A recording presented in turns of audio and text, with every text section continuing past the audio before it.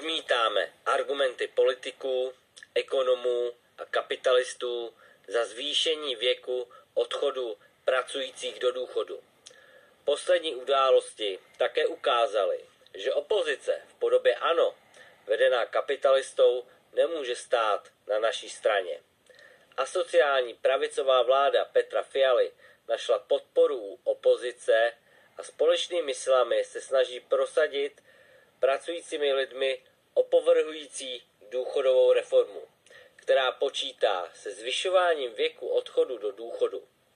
Pracující v ČR se s hranicí 68 let stanou v Evropě pracujícími s nejpozdějším odchodem do důchodu. Jako anarchisté a anarchistky tvrdíme, že společnost by se díky vědecko-technickému pokroku měla ubírat směrem ke snižování času stráveného v práci. A to jak zkrácením pracovní doby, tak snižováním věku odchodu do důchodu, a ne naopak. Pokud vláda nemá na důchody, musí si peníze na ně vzít tam, kde jsou. Na účtech nadnárodních společností, bank a kapitalistů, kteří nás jako pracující vykořisťují, aby přišli k pohádkovému bohatství. Zatímco my žijeme od výplaty k výplatě.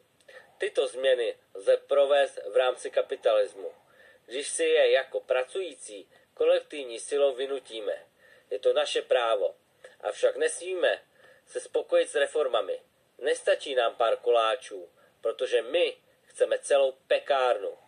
Můžeme si prosadit pro sebe a naše děti svět blahobytu pro všechny. Takové společnosti se říká anarchie a spolu ji můžeme dosáhnout a proměnit ve skutečnost.